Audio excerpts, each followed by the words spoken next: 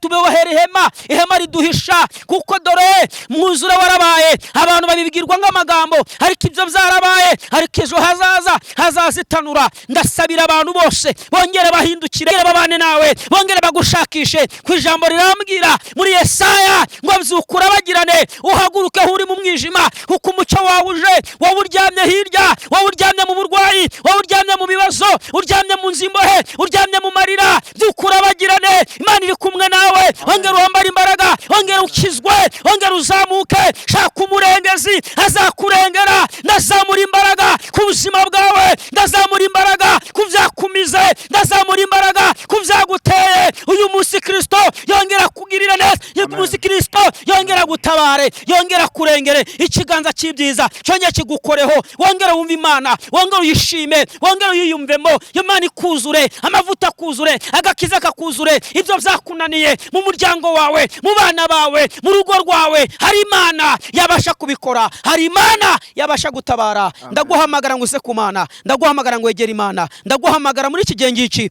ngo wongere wizere Imana, uyigirire icyizere. Imana ndibeshya, Imana ndihemuka. Yes, reka mbahe ikaze mbashimira mwese mudukurikiye hano kuri Prophete Ezekiel TV. Amahoro y'Imana akomeze kubana namwe.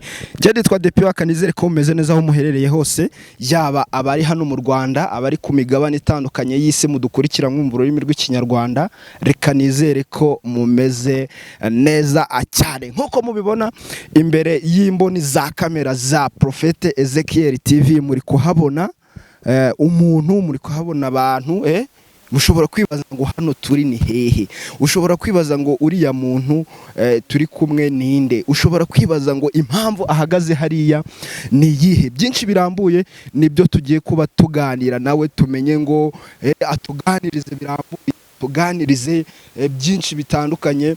Reka nkubwire ngo kora subscribe hasi aho ngaho YouTube channel yacu ya Prophete Ezekiel TV, hanyuma ibintu bikomeze kugenda neza cyane. Ntatinze rero reka tutangire tumuha ikaze, tumwakire atuganirize. Ndabona ni umugabo ufite akanyamuneza, arishimye cyane, agiye kuba tubwira byinshi bitandukanye. Yes, karibu kuri kamera za Prophete Ezekiel TV. Tangira utwibwira, wibwira abadukurikiye, hanyuma tubwire ngo hano turi bimeze bite. Yego. Yes, nitwa murakoze cyane, nitwa Isaac Rukundo, evangeliste uturutse Rubavu. Uri umukozi w'Imana. Yes. Waturutse Rubavu. Yego. Hano ubu turi ni hehe? Ni ku musozi witwa Ndabirambiwe i Musanze. Ku musozi witwa Ndabirambiwe i Musanze. Yego. Bisengira amatsiko atangaje cyane. Bise nibaza ngo guturuka Rubavu hano ku musozi wa Ndabirambiwe i Musanze. Waje hano kugira gute rero? Hano gusenga. Hano gusenga. Nicyo cyanzanye hano muri iki gitondo. Impamvu wakoze urugendo ugaturuka Rubavu ukaza hano kuri uyu musozi ni yihe?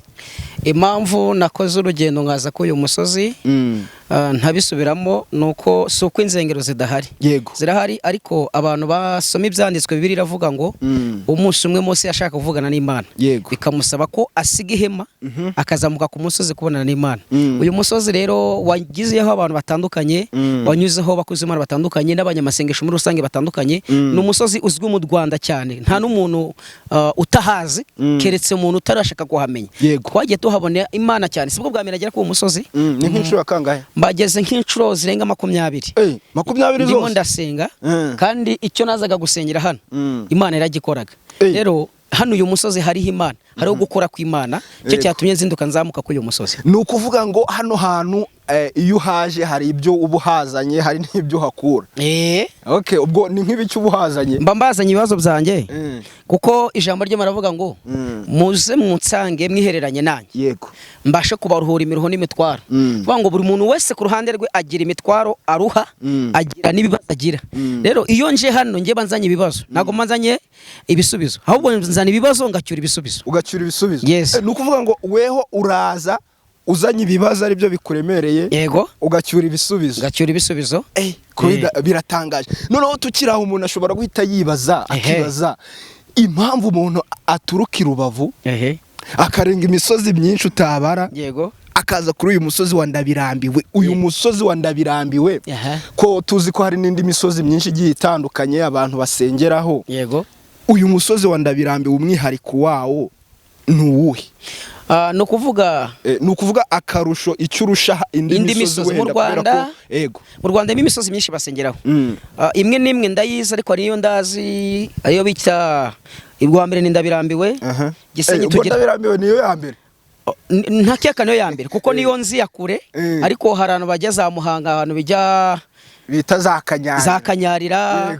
Hari abantu basengera bavuga witwa ku musozi wa Rubavu na za Nengo ni Kigali yitwa Ishiro hose nagiye mbagira. Ariko impamvu Ndabirambiwe ari umwihariko mu yindi misozi yose ni umusozi usabwa kugeraho uje gusenga bigasaba ubundi gusenga kwa mbere nuko umuntu yihana, kabiri akabona agashyira ibyifuzo bye imbere y'Imana. None uyu musozi impamvu ari umwihariko harimo kuzenguruka. Urabona ko umusozi wose barawuzenguruka, mbona abantu babanza bakazenguruka inshuro 7. Niryo tegeko nahasanze kandi kuko iyo umuntu wese ahazengutse inshuro 7 Imana igira ikikora kuko Imana igeze kubwira ko ni inshuro 7 itegeko uyu musozi kuwusenga kuva ko wasenze.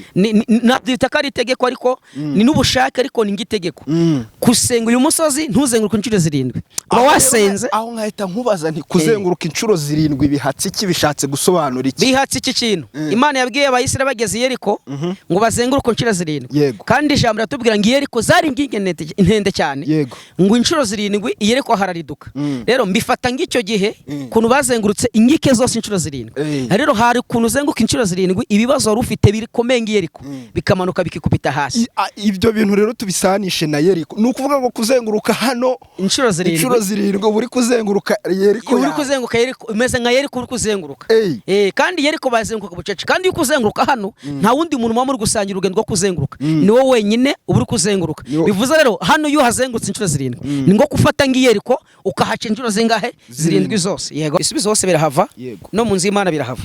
Ahubwo biterwa n'amahitamo y'umuntu nuko yizere ikibazo cyo ko kingana abashe kujya ahantu runaka yifuza kuhagera. Mundire kanza nkubwire tugira amatorero atandukanye, tugira abarokore nawe urabizi ko tugira amatorero atandukanye ariko buri torero ryose rigira abakristo. Nuvuga ngo buri mukristo aho ahisemo kwizerera ni hajya kubatirizwa akaba umukristo wawe. Nanjye kuba nahisemo kuza Ndabirambiwe nibyo binyuze kumva ko ndi busenge kurusha Rubavu. Ni nka kwa kundi umuntu ubwo ku munsi wo kujya gusenga panga kuvuga ati uyu munsi ndajya gusengera iriya. Yego kuko aribyo bimunyuze. Nuko biba bimeze. Niko biba bimeze. Ntago byoroshye, ni ibintu bitangaje. Yego. Waturutse i Rubavu uza hano kuri uyu musozi byanze bikunze wenda watubwiye hagiye hanyura abakozi b'Imana bagiye batandukanye, hanyura abavuga butumwa bagiye batandukanye bafite ubuhamya bugiye butandukanye. Ariko nawe byanze bikunze ushobora kuba ufite bimwe mu bihamya by'ibisubizo waba warakuye hano kuri uyu musozi, cyane cyane ko gukora urugendo uturutse Rubavu kaza hano Musanze uje kuri uyu musozi ntago wapfa guhaguruka gutyo gusa, byonge wanazindutse muri iki gitondo karara ijoro. Byanze bikunze ushobora kuba hari nk'ikintu wenda ushobora kuba warahakuye cyangwa se ikintu cyari kikubabaje wenda ukaza ukagisengera hano ukakura igisubizo. Muri ibyo bihamya cyangwa se kimwe mu bisubizo by'ingenzi udashobora kwibagirwa bishobora bigutera n'imbaraga zo guhora uza hano ukavuga uti hano hantu ngiye kujya kuhasengera kubera ko hari ibyo nahabonye. Kimwe muri ibyo ni iki? Abantu badukurikiye banyumve neza cyane cyane ab'i Rubavu bazabona iki kiganiro. Yego. Ibihamya ngiye gutanga abanzi neza bazabona ko ibyo bintu mvuze ari ukuri. Nageze ko uyu musozi niga mu wa 5 segonderi. Yego. Kandi ntageze kwiga ari ibintu bikomeye ariko mbageze Imana ivuga nanjye kizamba diplome narayibonye. Icyo ni gihamya cyambere nahabonye. Ni gihamya cyambere. Yes. Kabiri yego nari mfite uburwayi reka mbivuge abantu bavu barabizi bwa diabete nagiye muri koma. Ariko mbere yuko ngira ubwo burwayi ndi kuyu musozi Imana ye kuyu musozi yambwiye ko ubwo burwayi buzaza ariko ko ntacyo buzandwara. Nge ndi muri koma ndazuka ndongera kubaho. Yego. Uyu munsi mfite n'ibihamya bigaragara n'amafoto nayaguhereza. Icyo ni ikintu nabonye ko Imana ya hano itandukanye n'izindi Imana ngenda mbona hano. Imana ni imwe n'imisozi ariko imisozi iratandukanye. Ugasobanura ngiye kukubaza ikibazo. Imana ni imwe ariko imisozi iratandukanye. N'abantu bakorera Imana ni bamwe ariko gusenga kugize ute kuratandukanye. Nushaka ko nguha ibimenyetso ndabiguhereza. Uyu munsi rero niba ugiye ahantu ukahasanga ubushobozi Imana ifite yego aho hantu ukunda kuhagera cyane. Ni ngurugero tumaze kuzenguruka turasoje twatujya gutaha dusenze kandi twumvaga ko ibyo tubwiye Imana bisohoye. Nahabonye ibintu byinshi cyane bigiye bitandukana n'uwenda mu bindi bigano bizaza nzagenda mbereka ibihamye nakuye ku uyu musozi. Uyu musozi ntago amafaranga dutegesha ubugari yongeye nawe urabizi. Wagenda ukajya kunywa ka fanta cyangwa ukatemberamo ariko kwigomwa ayo mafaranga ngaza hano nuko nzi ko ndi bubone Imana. Ukanazinduka mu gitondo nkanazinduka mu gitondo kare ngareka no kujya gushakisha ubundi buzima ngamenya ko uyu musozi Imana ndi busenge izamba ubuzima bw'ejo hazaza. Murakoze cyane. Ntago byoroshye birumvikana. Muba mufite umwete, muba mwashyizeho umwete, ni ukuvuga ngo guturukira ubavuza inaha i Musanze byongeye wanazindutse bigaragare ko nyine utigeze uryama. Ni ibintu bidasanzwe. Ni kwa gushakishanya Uwiteka umwete. Niko birivuga ngo umucakaje umwete muzambona. Cyo cyatumye nza hano ndi gushakishanya Imana umwete. Yego. Urakoze cyane rero kuduha wenda bimwe mu bisobanuro byiza by'uyu musozi. Kubera ko mbona ari abantu benshi bagiye batandukanye, ntago nari nzi ko n'abanyarubavu bahagera n'abandi batandukanye.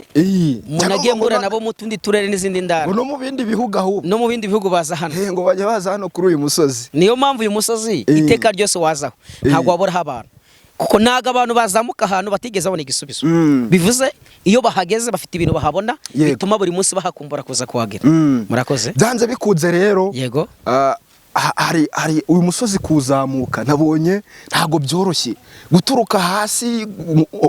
Hano uko babibona turi ku gasongero kawo. Yego. Turi mu gihorihori cyawo kubera ko ari naho abantu basengera. Ariko nabonye kuzamuka kugira ngo uzamuke uhere ku ndiba zawo ku birenge byawo uzamuke ugere hejuru ntago ari ibintu byoroshye. Hari ahantu kuhazamuka nta kintu uri gutekereza, nta somo uri kuvuga, nta ndirimbo uri kuririmba, byakugora kugira ngo ugere hejuru. Ni nk'irihe somo mu yandi magambo nyuzaho ikibwirizwa cyangwa se ijambo rigufasha cyane abadukurikiye nabo baryumve, bumve ko ikintu kiba cyatumye uzamuka atari ikintu gipfuye kuboneka cyangwa se atari uguhurura cyangwa ari ukugendera mu kigare.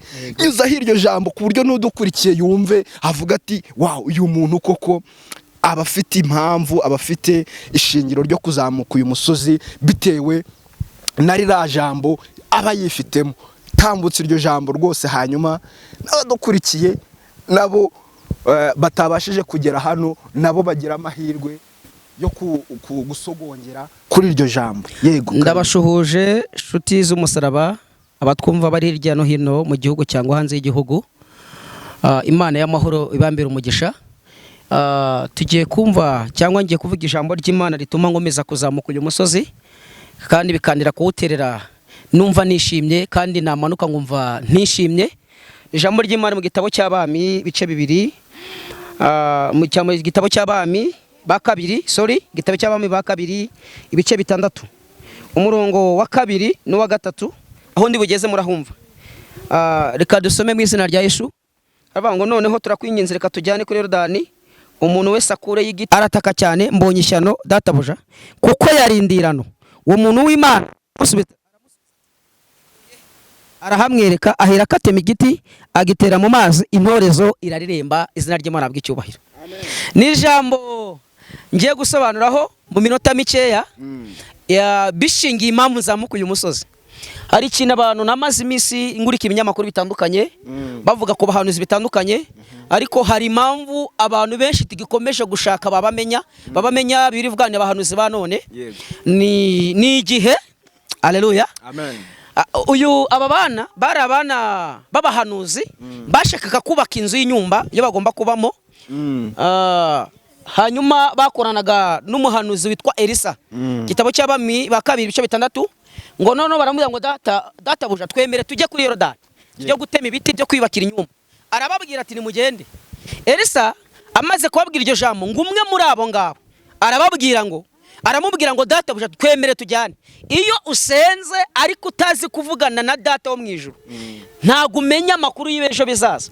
Gusenga ni kimwe, nubwo abantu badasobanukirwa impamvu zo kuntu dukunda gusenga cyane cyane mu misozi, harimo batabyumva neza, ariko umunsi bazahageze bazamenya impamvu dukunda gusenga ku musozi, bazamenya n'impamvu dushaka ko abahanuzi duterana nabo, kuko iyo bagenda bagasiga Elisa, uyu mwana w'umusore yagombye kuba afite ikibazo, ngo bageze kuri Yorodani bari gutoma ibiti, ngo intoreze ngigwa mu mazi ngirazika, ngo kandi ikibazo cyane cyari gihari, ngo iyi ntorezo yari indirano, kwa kundi utiriga ikoresha mu baturanyi babo. Kabiri, Yorodani yari ndende, ntago yari noya, ku buryo batashobora kubona iyo ntoreza ngo bayizane, ariko kubera ko yavuze ngo databuja nyemera tujyane. Iyo ujyanye n'Imana, iyo ujyanye n'Imana nta musozi n'umwe utazamuka, iyo ugendana n'Imana nta kibazo na kimwe kitakemuka. Ikintu abantu bafite muri iyi minsi iki kibazo, basiga Imana inyuma bakagenda imbere kandi Imana bayisize inyuma. Twakakwiye gushyira Imana imbere tukagenda tuyikurikiye. Elisa ngarababaza ngo mbese indorezo iguye hehe, nicyo jambo dusomye, baramwereka ati iguye muri aka gace, ngo ateme igiti. Haleluya. Ntago ari umuntu wari we wese wabasha gukora ibi bintu atari mu mwuka w'Imana, ngo ateme igiti agishingaho intorezo yatogeye, ngo intorezo ngirarembe ngigiraje. Icyo ni gitangaza cya mbere gikomeye. Intorezo mu bantu biza amasiyanse, ikintu cyaguye mu mazi hasi ndikijya kireremba gifite ibiro birenze iby'amazi, ariko kubera yuko harimo imbaraga z'Imana, kubera ko bajyanye n'umuntu w'Imana, kubera ko bajyanye n'Imana, nta kibazo na kimwe umuntu agira mu gihe ari kumwe n'Imana, nta kibazo na kimwe umuntu yabasha guhura nacyo kitakemuka mu gihe umuntu yisunze Imana. Gusenga nshuti z'Imana bituma hari byinshi umenya utasobanukiwe. Kabiri, y'Imana idukunze iduha abahanuzi batubwira ibyejo hazaza. Nubona aba bantu bose kuze ngo kuyu musozi basenze babwira Imana byifuzo byabo, ariko iyo bagize umugisha ukomeye bagira umugisha wo guhura n'abahanuzi bakababwira Imana ivuganye nabo. Ndakubwiza ukuri, uyu mugoroba reka ngwite umugoroba w'isi kandi turi mu gitondo, kuko impamvu ndi kwita umugoroba w'isi abantu bose babyumva banyumve neza, nuko ari igihe cyuzuye ibyaha. Abantu bahindutse, abantu gukora ibyo shaka, abantu bagasenga ariko ntibashaka guhindukira, abantu bagasenga ariko ntibashaka kumva icyo Imana ivuze. Ariko muri bake muri abo ngabo hari abantu bubasha Imana, hari abantu bumva Imana. Ngira ijambo ratubwira ngo Elisa amaze kuzamura indorezo amashimwe garabonetse, nyamara uwari ufite imitima ihagaze avuga ngo mbese intorezo y'abandi ndayikurahe, ntabwo yari agifite ikibazo. Iyo umuntu ajyanye n'Imana ibibazo byose birakemuka. Niyo mpamvu ndi hano ndabirambiwe, niyo mpamvu nazamutse ndabirambiwe, niyo mpamvu ndi kuyu musozi. Ntago muri uyu musozi nta boss uri murambimba, nta n'umuntu urangaburira uruhari, ahubwo Imana nizeye irambibye ngeneye byose. Shiti yanjye, shiti y'umusaraba, mwese mukuri iki kiganiro ndababwiza ukuri, hitamo kujyana n'Imana. Siga ibyo urimo ujyane n'Imana, shaka Imana bikiri ngoma kibona, kuko Imana irashaka iki? Irashaka abantu ngo basenge, bayisenge mukuri mu mwuka, irashaka abantu bayubahe mukuri mu mwuka, abantu bahindukire bamenye Imana yabahamagariye naho Imana ibashaka. Ndimo ndihuta cyane, naho Imana ibashaka. Uyu munsi nidusenga dushiramo gusenga no gukizwa, nidusenga dushiramo gusenga no kubaha Imana, nidusenga dushiramo gusenga no kwizera. Kabiri, nidusenga ndidushaka abahanuzi gusa, dushaka n'imbaraga abahanuzi n'Imana, kuko Imana ikora muri abo bahanuzi niyo yonyine yakubamo, kuko birera bamubwiye ngo iyaba uteka Imana atari mu ruhande rwacu ubwo ababisha bacu bahagurukaga baratumize bo. Nyumva kuri iki kinyamakuru ndakubwira ngo wongere wizere ko Yesu ari umutabazi wa muri byose. Ibyo abandi byanyuze nawe ibyo biraje bikemuke, abandi basubirijwe Imana iraje gusubize, ahubwo biragusaba ngo wongere uhaguruke. Wacitse indege ongera uhaguruke, warananiwe ongera uhaguruke, ibyakumazemo imbaraga z'umutima ongera uhaguruke, kuko Imana uyu munsi irongera gushaka gutabara. Uhura n'ibintu byinshi bitandukanye bikakumara imbaraga z'umutima, ariko Imana none iragushaka, kandi Imana iragushaka ati ngwino wegere Imana iragushaka. Imana ishimwe cyane. Amen. Imana ishimwe cyane. Amen. Urakoze cyane ku ijambo ryiza uduhaye, urakoze cyane rwose. Ni byiza cyane, ni byiza, ariko hari ijambo uvuze numva rwose ntahwema kukubazaho, areka kukubazaho. Uravuze uti hari ukuntu abantu bagenda ngo bari gushaka Imana bayisize inyuma, bazi ngo bari kuyisanga imbere. Ubwo buryo ni nk'ubuhe? Ndabusobanura. Yego. Bibiliya yagaragaje imibanire ya Dawidi n'Imana. Yego. Reka aribwo ndangaho urugero. Dawidi mu miterere ye no kubana n'Imana, Bibiliya inyemeza ko Dawidi Imana yamukundaga, ariko abasoma birabagaragaza ko Dawidi yari umunyabyaha ukomeye cyane. Icyarangaga Dawidi ni kimwe, yari azi guca bugufi cyane. yari azi kwihana cyane, yego yari azi kwemera Imana ko ari umutabazi wa byose. Kandi Dawidi abantu basomye Bibiliya yiyemeza ko yari umwami ukomeye, kandi ari umwami wagiye ku ngoma mu buryo utangaje. Ni umuntu warerewe mu shyamba aragira inama bikarangira ageze ibwami. Icyo ni ikintu kitapfa gushoboka mu bwami bwa none. Kuba uri umuntu uvuka hepfo iriya utarize wirirwa mu mashyamba, uyu munsi ube perezida w'igihugu ntabwo byapfa gushoboka, byagorana cyane. Ariko Dawidi kuko yubahaga Imana, kubaha Imana mvuga nibi nuko yari azi ko Imana ariyo yera. Mu gihe cyose yakoze icyaha akabasha guca bugufi imbere y'Imana. Uyu munsi dufite abantu, mpamvu nabivuze ngo abantu bagusiga Imana inyuma bakajya imbere, abantu bakwihutira kumva icyo Imana ibabwira, bakihutira ko basenze, ariko ntibashake gutekereza ibyo tumazemo iminsi, ntibashake gutekereza ko ari ibyaha twakoze. Rero mbere y'uko ushaka Imana, ushaka no kuyishakisha, manza utekereza aho wavuye, ubone uce bugufiya, kuko ni Imana yera. N'abantu bayo basenga bakwiye kwihana buri munsi, umunsi ku wundi, kugira ngo babashe kubona Imana ishobora byose. Rega ibitangaza byaragura gashuti Imana. Sinzi impamvu imiki gihe abantu bavuga ngo ntago Imana igikora, ngo Imana ya none ngo siyo ya kera. Imana ya kera niyo ya none, yose ni Imana imwe, ahubwo imikore y'abantu niyo itandukanye. Aha, uravuze uti abantu bashaka kumva iby'Imana ivuze bakirengagiza kurusha kwihana. Yego, aho bishatse kuvuga ko bo baba bashaka kumva ngo Imana ibavuzeho iki cyiza muri make. Yego, ariko ikibasaba gukemura batagikemuye ntibagikore, bo bakibera muri ibyo ngibyo byabo, ahubwo bakaba bafite inyota yo kugira ngo bumve ngo Imana ibavuzeho iki. Bashaka birirambwiye ngo mu minsi y'imberuka, n'ubundi ubutaha n'ibikunda tuzabigarukaho, ngo bazigwizaho abavuga butumwa bababwira ibyire by'imitima yabo. Ntago bashaka kumva ko Imana ibabujije iki, ahubwo bashaka kumva ko Imana ibabwiye. Muri make bashaka kwiyumvira icyiza, icyo bashaka kumva icyiza kurusha ko bakoraho iki bafitanye n'uburanzira bw'Imana. Bamanze bakuraho urubanza hagati yabo n'Imana, babone bashaka iki Imana ngirute ibavugaho. Nta muntu uri connecte n'Imana, nta muntu uri connecte n'Imana. Uwabaye connecte, aba bana bahungu babaye connecte n'Imana, batuma Elisa akora igitangaza gikomeye, kuko bamanje gushyira Imana imbere, ntago bayishyize nyuma. Kuko babwira Elisa ngo tujyane kuri Yorodani, yuri kugenda mu nzira. Ubu akakanya nimva ku uyu musozi ntago nzi ibyo ndahura nabyo, ariko Imana nakuye ku uyu musozi izi birambaho. Rero bigiye bitandukanye, iyo ushyize Imana imbere ikwenda kumenyera ibiri imbere ikabasha kubikuraho. Urakoze cyane. Urakoze cyane, reka tugushimire ku ijambo ryiza utanze uduhaye. Nubwo twatangiye nta sengesho, nubwo twatangiye tutiragije Imana, ariko turasoza n'isengesho. Yego, mbere na mbere reka banze nkushimire cyane kuba wemeye kutubwiriza, ukaduha ijambo ry'Imana, mbese ukaduha ikiganiro. Muri make ndagushimiye, Imana iguha umugisha cyane. Urakoze, ndabashimiye, kandi Imana y'amahoro ibambera umugisha. Amen. Ibi byumi byagure, ikinyamakuru cyanyu cyaguke. Yego. N'uyu mwanya mwaduhaye nako turabashimiye, gutuma tuvugira Imana, tukabwira isi cyangwa tukabwira amahanga iby'Imana ishaka kuri bo. Mana ugende ushyiramo imbaraga zijya mu mitima yabo, kugira ngo bongere baguhindukire, bamenye kuri Imana iri hafi kuza. Kuko ndabizi kubwira abantu ngo nibasenge, basenga amasengesho akenewe no mu gihe kizaza, kandi ukavuga ngo abantu nibahunge, ntago abantu bashaka guhunga. Kandi ubwiye abantu ngo bahunge, bakumva ko ari guhunga indambara. Urabwira abantu bahunga ibyaha, bave mu byaha, bakizwe, bagukorere. Ndabisobanura, bahunga ibyaha n'ibisa nabyo, bongere bakwegere. Abanyamasengesho bahunge, abanyamasengesho biruke, bave mu byaha by'iyi si, kuko ndabizi uri hafi, uje guhemba no guhana buri muntu ikintu yakoze. Ndabizi uje guhemba mu izina rya Yesu Kristo. Ndasenze uzura abantu. Hari abantu Satani yatabitse bashyira mu byaha bitandukanye, baragukoreye, barakubashe. Ndabasengeye Mana, hari abantu bega izina ryawe ariko bakirivuga, ariko imitima yabo itakivuga ijambo ryawe. Ariko ndakwinginze Mwami, no mucuzi w'imitima, nabonaga imitima y'aba bantu. Ijambo ryarambye ngo uzana gakiza mu Bayisiraheli, ongera ushyire gakiza mu Banyarwanda, ongera ushyire gakiza mu Banyarwandakazi. Abantu bave mu isi, bongera bahungire mu buhungiro bwawe, kuko imbere yawe niho tubonera amahoro n'umutima, niho tubonera amahoro no gutsinda. Mu izina rya Yesu Kristo tubeho ihema riduhisha, kuko dore mwuzure warabaye. Abantu babibwirwa nk'amagambo, ariko ibyo byarabaye, ariko ejo hazazitanura. Ndasabira abantu bose bongere bahindukire, babane nawe, bongere bagushakishe. Ku ijambo rirambwira muri Yesaya ngo byukura bagirane, uhaguruke uri mu mwijima, kuko umucyo wawe uje.